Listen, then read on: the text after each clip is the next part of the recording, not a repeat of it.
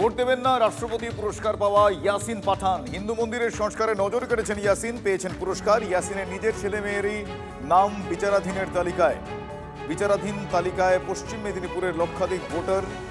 বিচারাধীন ভোটারদের ভবিষ্যৎ এখনো ঝুলে রয়েছে। উদ্বিগ্ন ইয়াসিন, ছেলে মেয়েকে ভোট দেওয়াতে না পারায় ব্যর্থ মনে করেন ইয়াসিন। এরকম গণতন্ত্রে বিশ্বাস নেই ইয়াসিন পাঠানের। আমার 2002-এর লিস্ট যে ভোটার তালিকা, তাতে আমার নাম আছে, আমার স্ত্রীর নাম আছে। আর ছেলে মেয়েদের ভোট দিয়েছে বেশ কয়েকবার, কিন্তু এবারে নেই কেন? রাষ্ট্রপতি আমাকে সাম্প্রদায়িক সম্প্রীতির উপরে পুরস্কার দিয়েছে। আজ পর্যন্ত পশ্চিম মেদিনীপুরে 24টা সম্মান আমি পেয়েছি, যেটা রাষ্ট্রপতি পুরস্কার থেকে, বিদ্যাসাগর বিশ্ববিদ্যালয়ের বিদ্যাসাগর পুরস্কার থেকে, মানে অজস্র। কিন্তু সেই মানুষটা পরিবারে ছেলে মেয়ে ভোটার নয়, এটা মানা যায় না। যার জন্য বলছি আমি, আমার ছেলে মেয়ে ভোট দিতে পারবে না, আমি ভোট দেবো। এই রকম গণতান্ত্রিক দেশে আমার ভোটাধিকার না থাকাই ভালো। হিয়ারিংয়ের টেস্ট হলো প্রয়োজন হিসাবে, সেখানে আমি যথেষ্ট ডকুমেন্ট সাবমিট করি। আমার বার্থ সার্টিফিকেট, ওবিসি সার্টিফিকেট, আধার, ভোটার যা যা মার্কশিট সবই দিয়েছিলাম। ইভেন আমি ডিএম অফিসে সার্ভিস করি, এসব কাজের সঙ্গে আমি কি যুক্তও ছিলাম।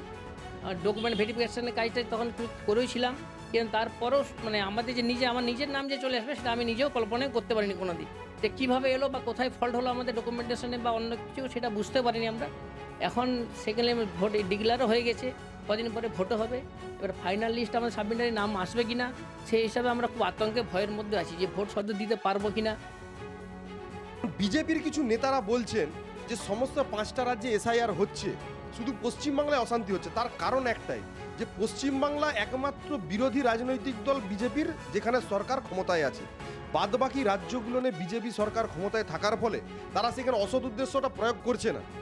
পশ্চিমবাংলায় অসৎ উদ্দেশ্য প্রয়োগ করে বৈধ ভোটারদের নাম বাদ দিয়ে, বিশেষ করে মহিলা, যেই ভোটটা তৃণমূল কংগ্রেসের ভোট এবং সংখ্যালঘু সম্প্রদায়ের ভোট, একটা ইচ্ছাকৃতভাবে এই ভোটগুলোকে বাদ দেওয়ার একটা চক্রান্ত তৈরি করে পশ্চিমবাংলায় তৃণমূল কংগ্রেসের সরকারকে হাঁটানোর একটা প্রক্রিয়ার চেষ্টা করা হয়েছিল। তৃণমূলের এই অপপ্রচারে পা দেবেন না, প্রত্যেকে সংযত থাকুন।